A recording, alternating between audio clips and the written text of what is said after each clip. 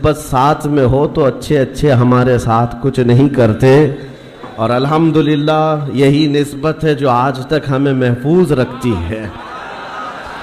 Baghdad مقدس میں حاضری کے دوران ہمارے پڑوسی ملک کے کچھ علماء نے مجھ سے پوچھا تھا کہ ہم کثرت سے مسلمان ہیں لیکن اتنی آزادی سے نہیں بولتے جتنا آپ وہاں رہ کر بولتے ہیں۔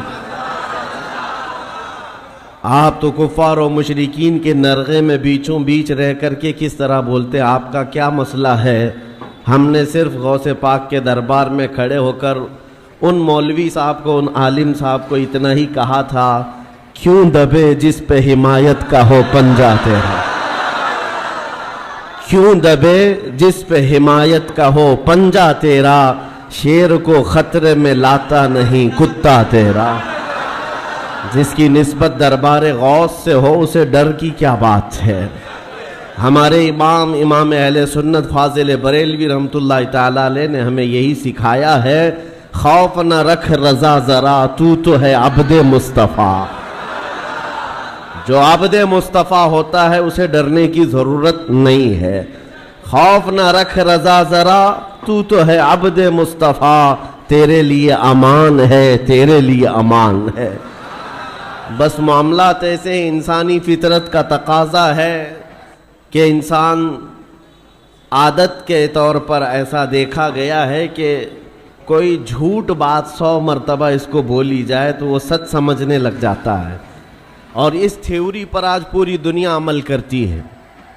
پوری دنیا کسی چیز کو ٹارگٹ کر کے بار بار بولتی ہے تاکہ لوگوں کے ذہنوں میں ایک بات بیٹھ جائے۔ اگر پانی کی بوتل کو بھی کوئی 100 مرتبہ شراب شراب شراب کہتا رہ جائے تو اچھے خاصے لوگ بھی پانی کی بوتل کو شراب سمجھنے لگ جاتے ہیں۔ حقیقت ایسا نہیں ہے۔ اسی لیے میرے عزیزوں، آج کے اس دور میں اپنے نوجوانوں سے اور سب سے یہی کہتا ہوں، یہ پھیلائے ہوئے پروپیگنڈے کی طرف نہیں جانا، اور نہ ہی دنیا کیا کہتی ہے اس کی طرف توجہ کرنا۔ صرف اور صرف ذہن میں ایک بات یاد رہے، اللہ اور اس کے رسول راضی ہیں تو پوری دنیا روٹتی ہے تو روٹے، اس سے ہمیں کوئی فرق نہیں پڑتا۔ اللہ اور اس کے رسول اگر راضی ہیں، کیونکہ حساب و کتاب بھی اللہ کے پاس ہونا ہے، سزا اور جزا بھی اللہ ہی کے ہاں ہونا ہے، تو دنیا کو راضی کرتے کرتے کئی لوگوں کو ہم نے دیکھا وہ کتے بن گئے بیچارے ہیں۔ دنیا داروں کو راضی کرتے کرتے اپنی حیثیت بدل ڈالی، مومن تھے تو کافر بن گئے، سیکولر بننے کے چکر میں، لوگوں کو راضی رکھنے کے چکر میں اپنی شناخت تک کھو دیے، لیکن اس کے باوجود ان سے دنیا راضی نہیں ہو سکی۔ موت تک دنیا نہیں راضی ہوتی ہے۔ ایک مشن لے کر کے چلو میرے عزیزوں۔ میں نے بہت سارے لوگوں کو زندگی میں دیکھا ہے، سیکولر بننے کے چکر میں اس پارٹی والے کو بھی راضی رکھنا ہے، اس کو بھی راضی رکھنا ہے، اور اپنی قوم کو بھی راضی رکھنا ہے، اور وہ سب کو راضی رکھنے کے چکر میں ایسا کتا بن جاتا ہے، دھوبی کا کتا، نہ گھر کا نہ گھاٹ کا، ادھر کا بھی نہیں رہا ادھر کا بھی نہیں رہا، سب کو مناتے مناتے رہ گیا۔ میں یہ نہیں کہہ رہا کسی کو منانا نہیں چاہیے، لیکن دنیا کو راضی کرتے کرتے اپنی آئیڈینٹی اور اپنا ضمیر بیچ دینا اور اپنا دین اور ایمان کھو دینا، یہ کہاں کا انصاف ہے؟ اور سب کرنے کے باوجود بھی دنیا راضی نہیں ہوتی، تو کرنا کیا چاہیے؟ بس بات اتنی ہے، اس دنیا کو اوپر سے لے کر نیچے تک کرنے سے بھی راضی نہیں ہوئی، لیکن میرا مولا صرف ایک سجدے سے راضی ہوتا ہے۔ میرے مصطفیٰ کریم صلی اللہ علیہ وسلم صرف ایک پکار پر راضی ہوتے ہیں، تو پھر کیوں نہ ان درباروں میں ہم اپنے آپ کو بیچ دیں جہاں جلدی سے جواب آتا ہے۔ یہی ہماری زندگی کا مشن ہو نوجوانوں۔ آج مجھے جو بات عرض کرنی تھی وہ یہ ہے، قرآن نے یہ کہا ہے کہ جو جھاگ ہے وہ اڑ کر چلا جائے گا۔ جھاگ سمجھتے ہوں گے، جھاگ سمندر کے اوپر جو کف ہوتا ہے، یا کسی بالٹی میں آپ پانی ڈال کر سرف ڈال کر ہاتھ گھمائیں تو جو کف آتا ہے یہ جھاگ ہے، اور اس کی کوئی ویلیو نہیں ہوتی، ہوا آئی تو اڑ جاتا ہے۔ قرآن کہتا ہے یہ جھاگ جو ہے یہ اڑ کر چلا جائے گا. وَأَمَّا مَا يَنْفَعُ النَّاسِ, اور جو لوگوں کو نفع دینے والا ہے وہ ہمیشہ زمین میں برقرار رہے گا. اور نبی کریم صلی اللہ علیہ وسلم کی حدیث میں بھی یہ جھاگ کا لفظ ملتا ہے. کس لیے میں عرض کر رہا ہوں آپ کو بتاتا ہوں. یوشک ان تداعى علیکم الامم کما تداعى الاکلۃ الی قصعتها. حضور پاک صلی اللہ علیہ وسلم فرماتے ہیں ایک زمانہ تم پر ایسا آئے گا کہ ساری قومیں تم پر ایسے جھپٹ پڑیں گی جیسے بھوکا برتن پہ جھپٹتا ہے. سارے لوگوں کا ٹارگٹ تم ہی رہو گے. وہ زمانہ آج ہے. ہر ایک کا نشانہ ہم ہی تو بنے ہوئے. آج یہودیوں کا ٹارگٹ بھی ہم ہی ہیں, عیسائیوں کا ٹارگٹ بھی ہم ہی ہیں, چاہے وہ کفار و مشرکین ہو. ہمارے یہاں کے سب کا ٹارگٹ ایک ہی ہے, اسلام اور مسلمان. اور حضور نے فرمایا تھا یہ ایک زمانہ ایسا آئے گا. تو صحابہ نے پوچھا تھا اس وقت, یومئذ نحن من قلۃ یا رسول اللہ, اے اللہ کے رسول کیا اس زمانے میں ہماری تعداد بہت کم ہوگی؟ نبی پاک صلی اللہ علیہ وسلم فرماتے ہیں وَلَكِنَّكُمْ كَثِيرُونَ غُثَاءً كَغُثَاءِ الْبَحْرِ, نہیں تمہاری تعداد تو بہت زیادہ ہوگی لیکن تمہاری حیثیت سمندر کے جھاگ کی طرح ہوگی, سمندر کے جھاگ کی طرح. اب یہ جھاگ کا لفظ آیا, جھاگ اس کو کہتے ہیں جس کی اپنی پیورٹی نہیں ہوتی, ویلیو نہیں ہے, اس کا زمین میں قرار نہیں ہے. وہ موسم سے بنا اور موسم میں اڑ گیا, ہوا سے نکل گیا. اور یہ آج کثیر تعداد کو دیکھ کر کے اندازہ ہو رہا ہے یہ جھاگ ہے. ورنہ پوری دنیا میں آج 100 کروڑ سے زیادہ مسلمانوں کی تعداد, آپ کو اندازہ ہے 1 ارب سے زیادہ کی تعداد مسلمانوں کی ہے. 57 ممالک اسلامی ہیں. اسلامی نام سے جو کنٹریز ہیں وہ 57 ممالک ہیں. اتنی بڑی تعداد, لیکن آج ہمت کیسی ہے غیروں کی, کفار و مشرکین کی. جس طرح سے وہ چاہیں مسلمانوں کے ساتھ آج کھیلتے ہیں, اور اتنی بڑی تعداد کے ہوتے ہوئے کوئی کچھ نہیں کر پاتا. وجہ کیا ہے؟ یہ جھاگ ہے. اس جھاگ کو پیورٹی میں بدلنے کی آج ضرورت ہے, تعداد نہیں. اسی لیے میں ایک جملہ اکثر کہا کرتا ہوں, اسلام میں کوانٹیٹی نہیں کوالٹی دیکھی جاتی ہے. اسی کوالٹی کا نام اخلاص ہے, اسی کوالٹی کا نام پیورٹی ہے. جو اصل چیز ہے وہ ختم ہونے آ گئی. آپ کو اندازہ ہے ایک وہ دور ہے جب رسول کریم صلی اللہ تعالی علیہ وسلم کے ساتھ صرف 1200 صحابہ ہیں, اور آپ کا ایک قاصد, حضور پاک کے ایک سفیر جو تبوک کے مقام پر جا رہے تھے. جو جنگ تبوک لڑی گئی ہے اس کی وجہ میں بتا رہا ہوں. نبی پاک صلی اللہ علیہ وسلم کے ایک سفیر اردن, جو آج کا جارڈن کہلاتا ہے, اس جگہ کی طرف رواں تھے. بیچ راستے میں ایک عیسائی گورنر نے پکڑ کر کے حضور کے اس صحابی کے ساتھ بدتمیزی کی اور ان کو دردناک انداز میں قتل کر دیا, بے دردی کے ساتھ شہید کر دیا. ایک سفیر, ایک صحابی کا قتل ہوا. خبر پہنچی مدینہ طیبہ میں, تو کیا اس کو عام طور پر لے لیا جائے گا؟ نبی پاک صلی اللہ علیہ وسلم کا ایک سفیر قتل ہو گیا, ایک صحابی قتل ہو گئے. نہیں میرے عزیزوں, پورے مدینے میں ایسی ہوا پھیلی. دوسری صبح تھی, سارے مدینے کے ہر گھر سے نوجوان, ہر گھر سے سب باہر آئے اور نبی پاک صلی اللہ علیہ وسلم کے سامنے صفیں لگا کر کھڑے ہیں. آقا اجازت عطا فرمائے, آپ کے ترجمان اور آپ کے سفیر کے ساتھ جس نے کیا ہے, ہم اس کے پورے ملک کو الٹ کر کے آ سکتے ہیں, اس کی سلطنت کو ختم کر کے آ سکتے ہیں. نبی پاک صلی اللہ تعالی علیہ وسلم نے صحابہ کی صفیں لگائی اور اجازت دیا, خود بھی چل کر کے گئے. آپ تاریخ پڑھ کر کے دیکھنا جنگ تبوک کی وجہ کیا تھی. حضور اکرم صلی اللہ علیہ وسلم نکلے, 1000 اور کچھ صحابہ تھے, لیکن جیسے ہی ان کا رعب و جمال دیکھا, جلال دیکھا, وہ جو سلطنت تھی بیزنطینی، اور اس وقت ابھی نبی پاک صلی اللہ تعالی علیہ وسلم قریب پہنچے بھی نہیں تھے کہ یہ جنگ چھڑ گئی، اور اس کے بعد ایسی جنگ ہوئی تھی، تاریخ شاہد ہے، نہ وہ گورنر باقی رہا، نہ وہ سلطان باقی رہا، نہ اس کی فوج باقی رہی، پھر صحابہ نے پرچم اسلام لہرا دیا۔ جس نے سلطنت اسلام کے خلاف انگلی بھی اٹھائی ہے، صحابہ کا ایک جم غفیر نکلا تھا، وہ ان کا احساس تھا، وہ ان کی پیوریٹی تھی۔ جنگ بدر میں جب جا رہے تھے، پہلی جنگ تھی، صحابہ کے ساتھ حضور جا رہے تھے، پتہ ہے مدینہ طیبہ سے بدر کا میدان 160 کلومیٹر ہے، تقریباً 160-180 کلومیٹر کے قریب پیدل چل کر کے گئے تھے، اور وہاں جانے کے بعد جو صحابہ ہیں ان کو حضور پاک نے ایک خطاب کیا تھا رات کو کہ اگر تم میں سے کسی کو مدینہ واپس جانا ہے تو چلے جاؤ۔ سختیاں بڑھ گئی، 1000 سے زیادہ کافر آ گئے، ہتھیار جنگ سب لے کر کے، تو صحابہ کیا کہتے ہیں جانتے ہیں؟ رات میں کھڑے ہو کر انصار صحابہ یہ کہتے ہیں، یا رسول اللہ ہم بنی اسرائیل نہیں ہیں، بنی اسرائیل نہیں ہیں جنہوں نے موسیٰ علیہ السلام سے کہا تھا آپ جائیے اور آپ کا خدا اور آپ مل کر کے لڑیں، ہم امت محمدیہ ہیں۔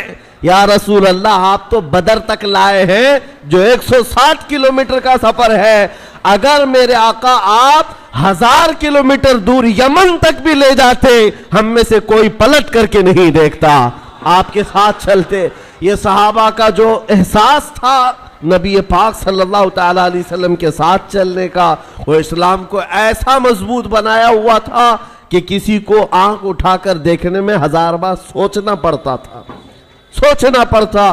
ڈیفنس جو مضبوط ہوتا ہے وہ ہمارے اتحاد سے اور ہمارے احساس سے، تعداد سے نہیں، تعداد سے نہیں۔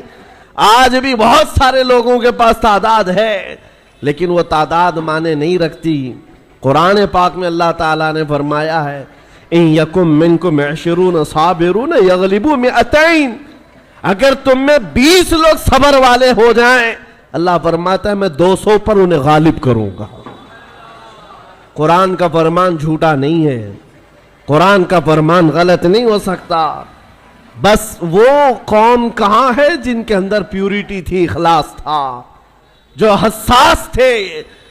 آج دل درد کرتا ہے جب فلسطین کے بچوں کی شہادت دیکھتے ہیں۔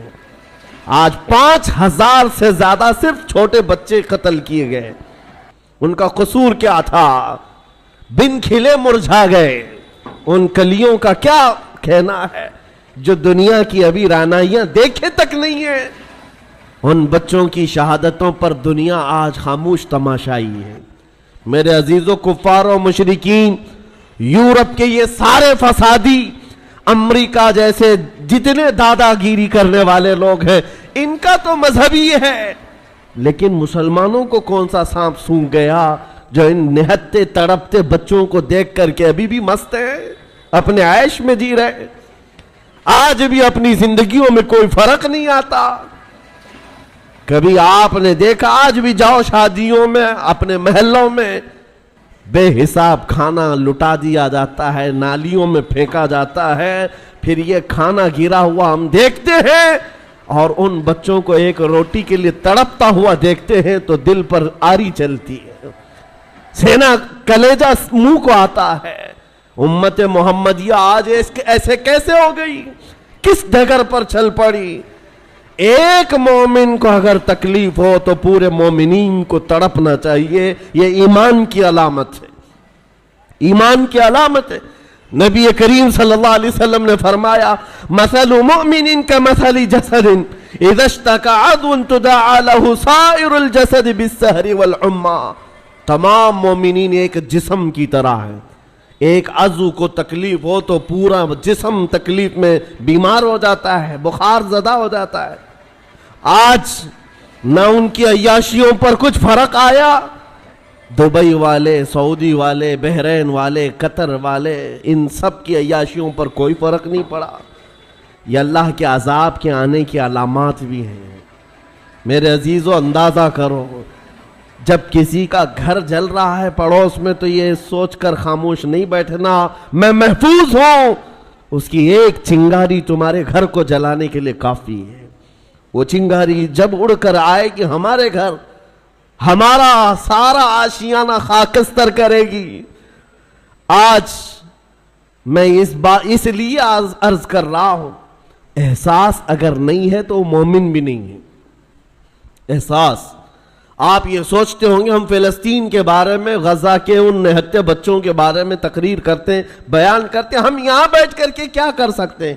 ہر ایک کے ذہن میں یہی بات آتی ہے، ہم نہ جا سکتے ہیں نہ چل سکتے ہیں، ارے مدد بھیجنے والوں کی مدد تک نہیں جاتی، ہم یہاں کیا کریں؟ ایک دولت ہے وہی حساس جس کو کہتے ہیں۔ احساس جس مومن کے دل میں آئے تمہیں اندازہ نہیں، یہ عرش الہی کو ہلا دیتی ہے، عرش الہی کو ہلا دیتی ہے مومن کا احساس کا درد۔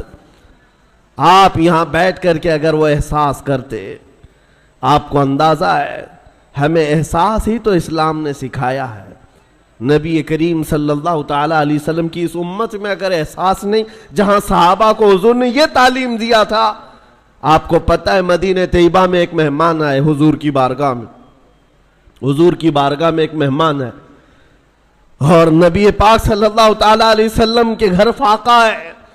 حضور نے صحابہ سے کہا کوئی ہے جو میرے مہمان کی مہمان نوازی کرے، اللہ اس کی مہمان نوازی کرے گا۔ حضرت ابو طلحہ انصاری کھڑے ہوتے ہیں، کہا یا رسول اللہ میں آپ کے مہمان کو لے جاتا ہوں۔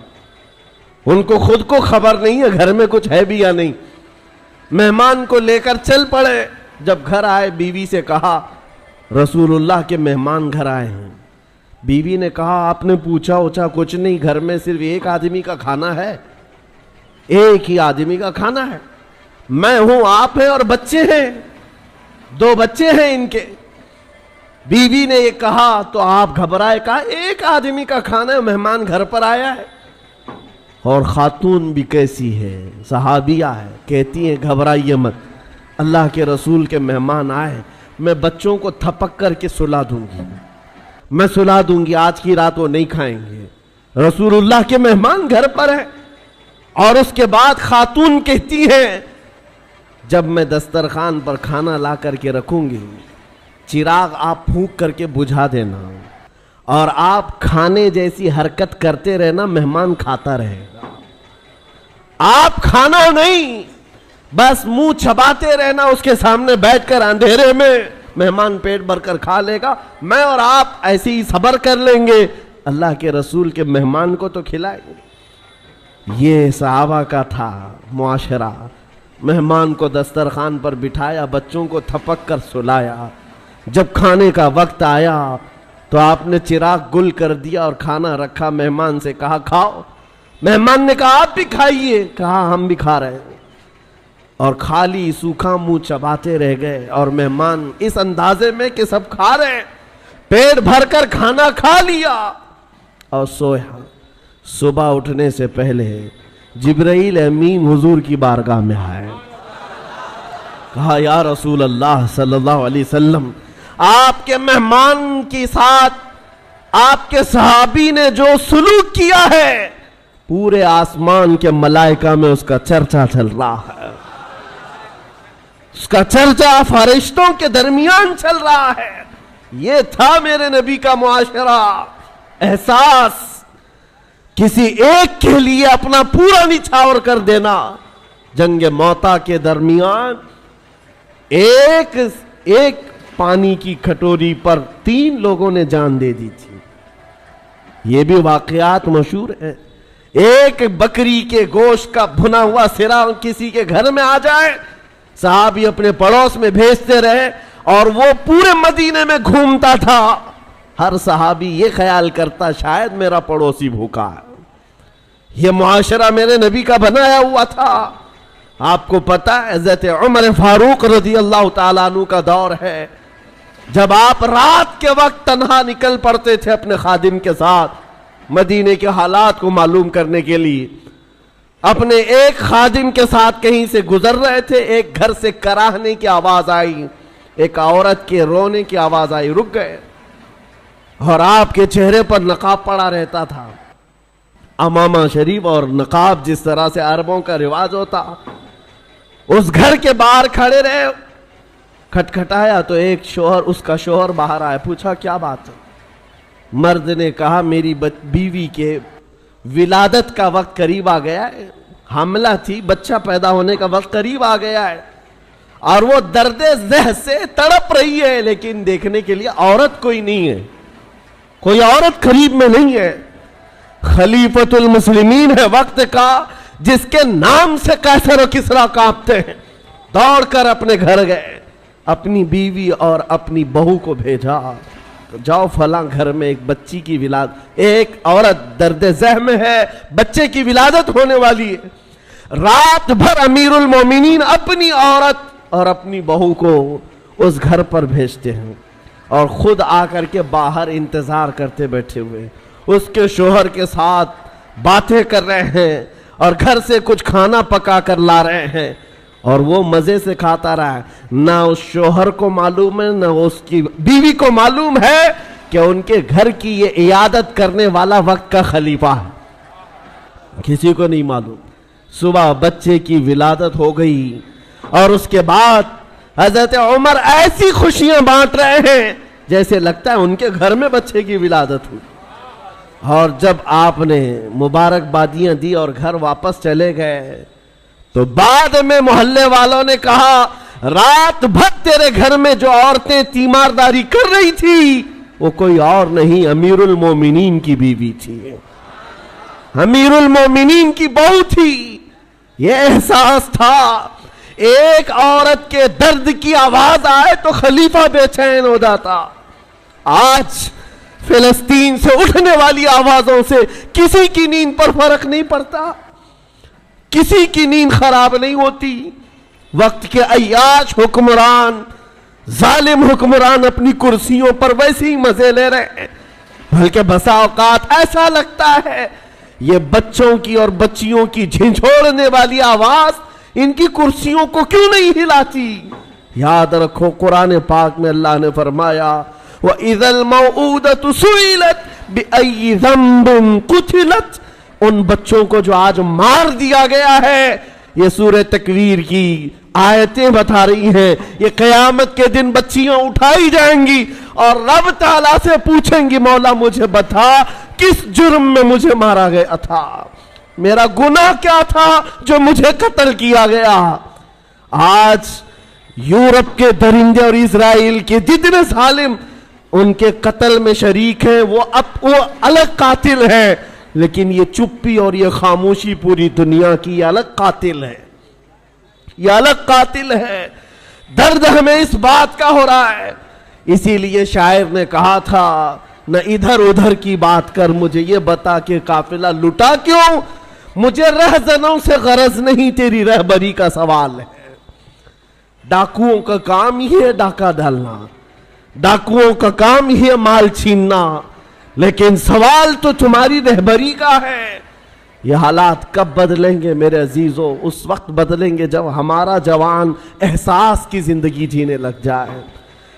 آج ہمیں افسوس ہے اور المیہ ہے, ہم ان ظالم حکمرانوں کے خلاف آواز اٹھاتے ہیں جن کے عیش میں کوئی کمی نہیں ہوتی آج, لیکن ان کو کوس کر کے بول کر کے آپ کو ایسا لگتا ہے یہاں کیا ہونے والا ہے. ہونے والا یہ ہے, آپ کو ہم نصیحت کر رہے ہیں, اللہ نے آپ کو جو منصب دیا آپ تو عیاش نہ بنو, آپ تو اس طرح کی بے حسی کی زندگی نہ گزارو, لاپرواہی کی زندگی آپ تو نہ گزارو. کبھی دسترخوان پر بیٹھے ہو, نرم غذائیں کھا رہے ہو, اور تمہارے بھائیوں اور بہنوں کے چیخنے کی آواز آئی, تو کیا یہ نرم غذائیں تمہارے حلق سے اترتی ہیں؟ کوئی ماں تڑپ رہی ہو سامنے, تو کیا یہ نرم غذائیں تمہارے حلق سے تڑپ گزرتی ہیں؟ جب کھانا حلق سے نہیں جاتا تو میں ان نوجوانوں سے پوچھتا ہوں, آج بھی رات بھر نکڑ پر بیٹھ کر کے تم جو عیاشیاں کر رہے ہو, تمہاری پوری رات جو گیم میں گزر جاتی ہے, انٹرنیٹ پہ گزر جاتی ہے, تمہیں اس درد کا احساس کب ہوگا؟ آشیانہ لٹتا چلا گیا, اور اب بھی اگر احساس نہیں آیا تو کب آئے گا؟ شاعر نے کہا تھا جگہ جگہ کے تھک چکے ہیں تمہیں یہ ہنگامے، نشاتے لذت خواب گراں بدل ڈالو، غلط روی سے منازل کا بودھ بڑھتا ہے، مسافروں روش کارواں بدل ڈالو۔ یہ جس طرح کی زندگی گزارنے کے ہم نے اسلوب بنائے ہیں، آج کیا یہ المیہ نہیں ہے؟ کروڑوں کی تعداد ہونے کے بعد ہر ایرا غیرہ نتو کھیرا آنکھ دکھاتا ہے، ہر کتا ہم پر بھونکنے لگتا ہے۔ وجہ صرف یہی ہے کہ ایمان کی کمزوری ہے، ایمان کی کمزوری ہے۔ نبی پاک صلی اللہ تعالی علیہ وسلم سے بڑھ کر کے تمہارے پاس دروازہ کون سا تھا؟ جہاں اگلوں نے بھی عزت پائی، پچھلوں نے بھی عزت پائی، ساری عزت کا دار و مدار میرے مصطفیٰ کے قدم تھے۔ اور آج کل ملا کر کے میں اپنی گفتگو کو آخری درجے پر لاتا ہوں یہ کہتے ہوئے، سب سے بڑا حساس اس دنیا میں کوئی تھا جو درد کا احساس کرتا تھا تو وہ آمنہ کا لال مدینے کا تاجدار، جس کے بارے میں میرے امام نے کہا تھا جو نہ بھولا ہم غریبوں کو رضا، یاد اس کی اپنی عادت کیجیے۔ حضور پاک صلی اللہ تعالی علیہ وسلم پر آج کیا گزرتی ہوگی، تمہیں اندازہ ہے اس بات کا؟ حضور اکرم صلی اللہ علیہ وسلم نے فرمایا اگر تمہارے تلووں میں کانٹا بھی چبھ جائے تو اس کا درد مجھے بھی ہوتا ہے۔ یہ امتیوں کے بارے میں حضور کا فرمان ہے۔ اور جہاں اس نبی کے ان امتیوں کو جو ہمیشہ بیت المقدس کی حفاظت کے لیے اپنی جان وقف کر چکے، جب کاٹا جا رہا ہو، مارا جا رہا ہو، ٹکڑوں میں بدل دیا جا رہا ہو، نبی پاک صلی اللہ تعالی علیہ وسلم پر کیا گزرتی ہوگی؟ آپ یہ سوچتے ہوں گے مدد کیوں نہیں آتی؟ مدد آئے گی، لیکن یہ امتحان کی گھڑی ہے، پوری دنیا کو دیکھا جا رہا ہے اس میں کتنے پیوریٹی والے ہیں، اخلاص والے کتنے ہیں اور کتنے صرف تماشا دیکھنے والے ہیں، یہ بھی دیکھا جائے گا۔ کربلا کا میدان جس طرح امتحان کی گھڑی تھا، اسی طرح آج کا دور بھی امتحان کا وقت ہے، یہ سارے مومنین کو دیکھا جا رہا ہے۔ ہونا تو یہ چاہیے جب ہمارے گھر سے جنازہ نکلتا ہے تو غم اتنا ہوتا ہے کہ بندہ توبہ کر لے، مولا میرے بھی جانے کا وقت قریب آ جائے گا۔ جب موت دیکھتا ہے انسان گھبراتا ہے، ڈرتا ہے اور توبہ کر کے باز آتا ہے۔ اور آج اتنے بڑے بڑے حادثے دیکھ کر کے اگر کوئی نہیں سدھرتا تو پھر اس کے سدھرنے کی امید بھی نظر نہیں آتی۔ اس لیے میرے عزیزوں، نبی پاک صلی اللہ تعالی علیہ وسلم کا جو احساس ہے وہ حضور یہی فرماتے ہیں۔ حضور نے فرمایا، حدیث پاک ہے، من اصبح منا من لم یہتم بامرنا فلیس منا، جو اس حال میں صبح کیا کہ میری امت کے بارے میں کچھ سوچا نہیں، وہ میری امت میں سے نہیں ہے۔ کتنے ہیں ہم میں سے جو صبح کرتے ہیں اور رسول اللہ کی امت کے بارے میں کہتے ہیں؟ آپ کو پتا ہے نبی پاک صلی اللہ تعالی علیہ وسلم نے یہ بھی فرمایا، جس نے میری امت کی مغفرت کی دعا کر دی میری شفاعت اس پر واجب ہے۔ حضور کی امت کے لیے صرف دعا بھی کرتا ہے تو حضور فرماتے میری شفاعت ہے اس پر۔ تو آج یہ احساس پیدا کرو، درد پیدا کرو ایک دوسرے کا، اور ان مومنین کے لیے باضابطہ رب تعالیٰ کی بارگاہ میں گڑ گڑاؤ۔ دعا مومن کا ایک ہتھیار ہے۔ جب احساس کے دل کے ساتھ اللہ کی بارگاہ میں پکارا جاتا ہے تو عرش الہی بھی ہل جاتا ہے اور دعائیں باریاب ہوتی ہیں اور مدد ضرور آئے گی۔ عزیزان گرامی وقار، نبی کریم صلی اللہ تعالی علیہ وسلم کے اس دربار سے ہماری دوری یا آج ہمارے درمیان انتشار پیدا کی ہوئی ہے۔ ہم جو بھٹکے ہوئے ہیں، بگڑے ہوئے ہیں، جگہ جگہ الگ الگ جماعتوں میں، ٹکڑوں میں تبدیل ہیں، ایک ہی وجہ ہے، جس رسی کو ہمیشہ پکڑنے کے لیے کہا گیا تھا وہ رسی ہاتھ سے چھوٹتی ہے تو پھر نہ تمہارا نگہبان تمہیں نظر آتا ہے، نہ تمہاری جماعت کا تمہارا کوئی شناخت تمہاری باقی رہ جاتی ہے۔ اس لیے جس رسی کو پکڑنے کے لیے کہا گیا ہے وہ رسی کوئی اور نہیں، وہ رسول اللہ کی، ناموس کی، ان کی عزت کی، ان کی سنتوں کی رسی ہے۔ آ جاؤ اے نوجوانوں، عزت وہیں پر ہے۔ قرآن کہتا ہے وَلِلَّهِ الْعِزَّةُ وَلِرَسُولِهِ وَلِلْمُؤْمِنِينَ، عزت تو اللہ کے لیے ہے، عزت تو رسول کے لیے ہے، اور عزت ایمان والوں کے لیے ہے۔ اور نبی پاک صلی اللہ علیہ وسلم کو چھوڑ کر کے اگر تم عزت ڈھونڈتے ہو، ہرگز ممکن نہیں۔ آبرو ماں زنام مصطفیٰ، ہم سب کی عزت و آبرو نبی کے نام سے وابستہ ہے۔ آج تو آج ہے، یہ سب پکارنا چھوڑ دو دنیا کو۔ دنیا بہری ہے، گونگی ہے، تمہاری بات نہ ان کے کانوں میں جاتی ہے نہ دلوں پر اترتی ہے۔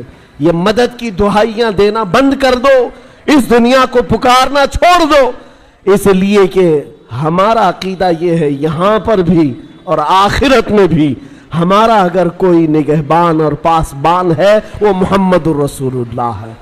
میرے آقا صلی اللہ علیہ وسلم سے ایک صحابی نے پوچھا یا رسول اللہ حشر کے میدان میں آپ کی کیفیت کیا ہوگی؟ یہ سنو تو دل باغ باغ ہوتا ہے۔ اے نوجوانوں توجہ سے، حضور فرماتے ہیں میدان محشر میں ایک ہی کیفیت حضور نے بتائی اور دیگر بہت سارے ہیں، اس میں ایک کیفیت میرے آقا نے جو فرمایا، فرماتے ہیں میدان محشر میں جہاں جمع غفیر ہوگا، پورے انسان جمع ہوں گے، حضور فرماتے ہیں میرے کندھے پر چادر پڑی ہوگی، میرے کندھے پر چادر ہوگی اور وہ کبھی کبھار کھسک کر گر رہی ہوگی، میں ایک ہاتھ سے اپنی چادر سنبھال رہا ہوں گا اور ایک ہاتھ سے اپنے امتیوں کو پکڑ پکڑ کر جنت میں لے جا رہا ہوں گا۔ جو نہ بھولا ہم غریبوں کو رضا، یاد اس کی اپنی عادت کیجئے، اس بھرے محشر کے میدان میں ہمیں پہچاننے والا کوئی ہے تو وہ رسول اللہ کی ذات ہے۔ جب تمہیں پتا ہے نبی پاک صلی اللہ تعالیٰ علیہ وسلم وہاں پر بھی ہمیں نہیں چھوڑنا چاہتے، قبر کے حالات کے بارے میں بھی بزرگوں کی روایتیں پڑھو، بزرگوں کے متعلق یہ کیا آپ نے نہیں پڑھا؟ ایک مومن صالح جب قبر میں جاتا ہے منکر نکیر کے آنے سے پہلے رسول اللہ تشریف لاتے ہیں اور فرشتوں سے کہتے ہیں ذرا آہستہ سے جگاؤ، بڑا تھک کر کے آیا ہے، یہ میرا غلام ہے۔ تاج الشریعہ نے یہ فرمایا تھا بارگاہ مصطفیٰ میں، یا رسول اللہ میں مروں تو میرے آقا یہ ملائکہ سے کہنا اسے کوئی مت جگانا، ابھی آنکھ لگ گئی ہے۔ تیرے دامن کرم میں جسے نیند آ گئی ہے، جو فنا نہ ہوگی اسے زندگی ملی ہے۔ یہ عنصر اس لیے میں بتا رہا ہوں، وہ قبر میں بھی ہمارے پاس آنے والے ہیں اور حشر میں بھی آنے والے ہیں۔ اسی لیے اعلیٰ حضرت کی سنو، اعلیٰ حضرت نے کیا فرمایا؟ آج لے ان کی پناہ، آج مدد مانگ ان سے، کل نہ مانیں گے قیامت میں اگر مان گیا۔ انہیں جانا انہیں مانا، نہ رکھا غیر سے کام، للہ الحمد میں دنیا سے مسلمان گیا۔